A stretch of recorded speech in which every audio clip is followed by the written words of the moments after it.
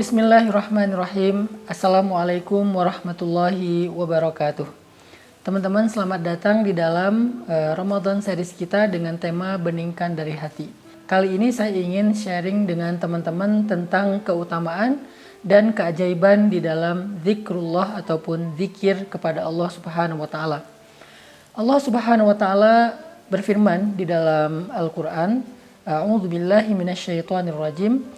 Bismillahirrahmanirrahim.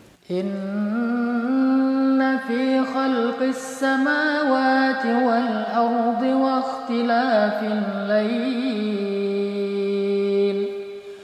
ikhtilafil laili wan nahari la ayatin liulil albab alladzina yadhkuruna Allaha qiyaman wa qu'udan wa 'ala junubihim alladzina yadhkuruna Allaha qiyaman wa qu'udan wa 'ala junubihim. Di dalam ayat tersebut Allah Subhanahu wa taala menjelaskan tentang ciri orang-orang yang cerdas atau disebut dengan istilah ulul albab. Ulul albab itu artinya orang yang memiliki pikiran yang cerdas, perasaan yang peka, dan hati yang lembut. Sehingga Allah Subhanahu wa taala memberikan mereka gelar dengan nama ulul albab. Nah, apa ciri-ciri orang yang ulul albab ini? Orang yang peka, orang yang hatinya halus atau lembut, orang yang pikirannya cerdas ataupun brilian. Siapa mereka? Apa ciri-ciri mereka? Ternyata salah satu di antara ciri-ciri mereka adalah yadhkurunallah. Mereka selalu mengingat Allah. Selalu mengingat Allah yang Allah istilahkan dalam keadaan qiyaman wa qu'udan wa 'ala junubihim.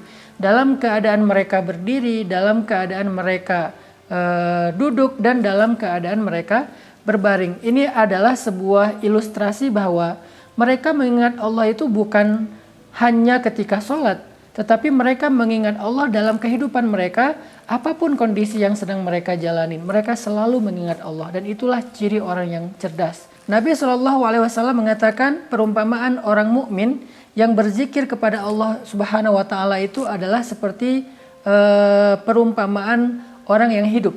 Sedangkan orang yang tidak mengingat Allah atau berzikir kepada Allah itu seperti orang yang mati. Artinya kehidupan hati seseorang, jiwa seseorang itu ada di dalam zikrullah. Sehingga bisa dikatakan hati yang tidak pernah berzikir, jiwa yang tidak pernah mengingat Allah, pikiran yang tidak pernah mengingat Allah, itu seperti jasad tanpa nyawa. Jasad tanpa nyawa maka disebut dengan mayit dan tidak berharga. Inilah diantara banyak sekali dalil-dalil tentang keutamaan zikir. Nah, bagaimana cara kita berzikir kepada Allah Subhanahu wa taala agar kita termasuk ulul albab, agar kita dianggap sebagai orang yang hidup, agar kita diumpamakan seperti syajaratun thayyibah, pohon yang berkah, agar kita diistilahkan dengan buah jeruk yang harum dan manis dan juga sehat. Bagaimana cara kita berzikir kepada Allah Subhanahu wa taala? Yang pertama adalah berzikir kepada Allah dengan lisan. Berzikir kepada Allah dengan lisan itu artinya kita selalu mengawali segala sesuatu dalam kehidupan kita dengan menyebut nama Allah. Itu zikir lisan kita yang paling gampang. Minimal kita bilang bismillah.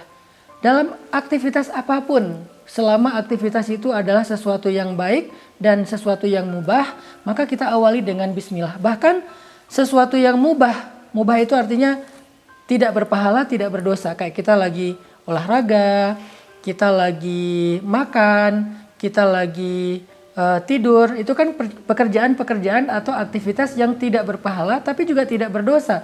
Ketika kita melakukannya dengan menyebut nama Allah di awal, maka semua itu bernilai ibadah di sisi Allah Subhanahu wa taala.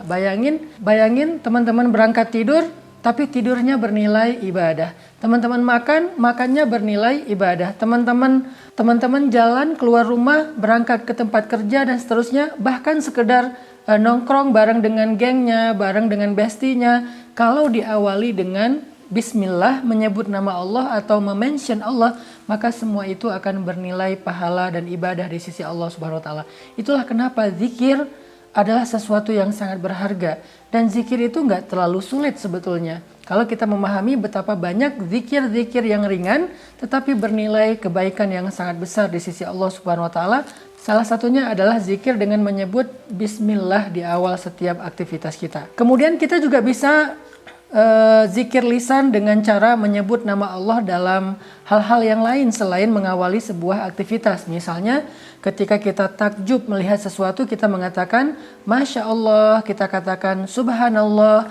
Ketika kita dalam keadaan lemah, kita bilang La haula wa la quwata illa billah. Ketika kita ngerasa sendiri, kita bilang Hasbiyallah wa ni'mal wakil. Ketika kita gelisah atau ketika kita merasa nggak nyaman, kita katakan A'udzubillahi minasyaitonirrajim. Banyak lagi kalimat-kalimat yang di dalamnya ada nama Allah, maka itu bermakna zikir. Dan kata Nabi, segala sesuatu yang di dalamnya ada nama Allah, maka Allah akan berikan keberkahan dan kebaikan. Ini adalah contoh-contoh dari zikir lisan.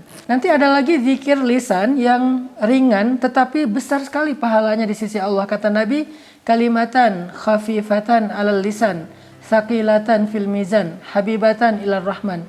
Ada dua kalimat yang diucapkan dengan lisan itu ringan banget, tetapi dia sangat berat timbangan kebaikan atau pahalanya di sisi Allah dan juga sangat dicintai Allah kalimat ini. Apa dia?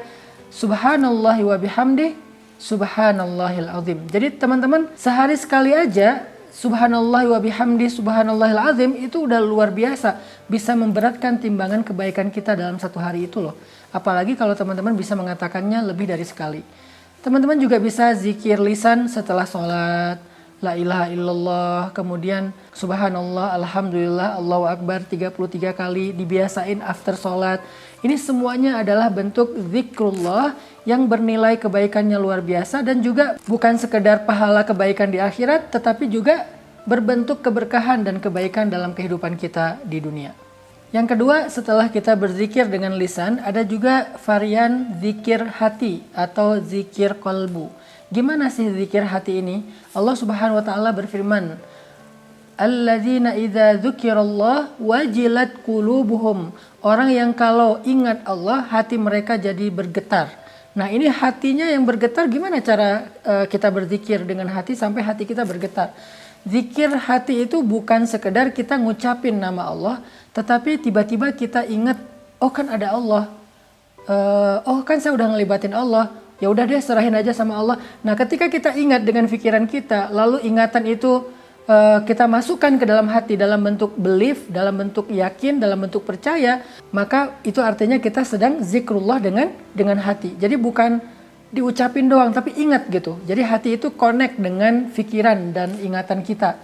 Misalnya kita lagi berharap sesuatu, tetapi khawatir bisa nggak saya mendapatkan itu. Tiba-tiba ingat nih, tapi kan Allah Maha Kuasa. Ya udah deh, saya percaya aja sama Allah, selama itu baik pasti Allah akan berikan untuk saya. Itu namanya zikir hati. Atau ketika kita sedang dapat musibah, tiba-tiba kita ingat Allah, Allah pasti mau menggantinya dengan yang lebih baik dari ini kalau saya sabar dan saya ridho. Itu namanya zikir hati. Ketika kita mau berbuat dosa, tiba-tiba ingat Allah, jadi mengurungkan niat kita untuk berbuat dosa, jadi nggak berbuat dosa lagi, maka itu adalah zikir hati.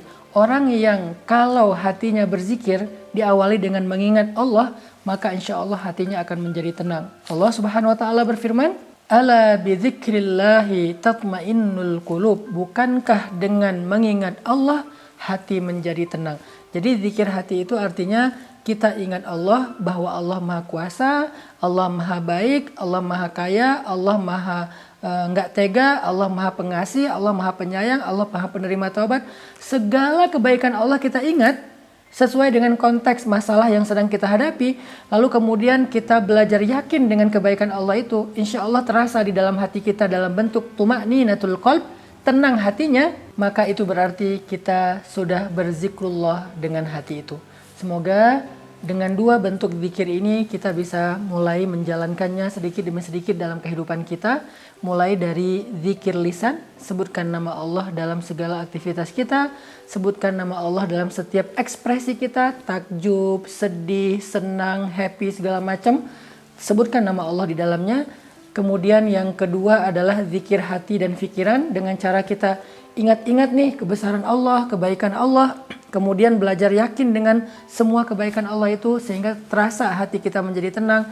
Dengan demikian insya Allah kita udah punya sebuah amalan riyadhah yang menjadi modal kebahagiaan kita di dunia bahkan di akhirat. Barakallahu fikum.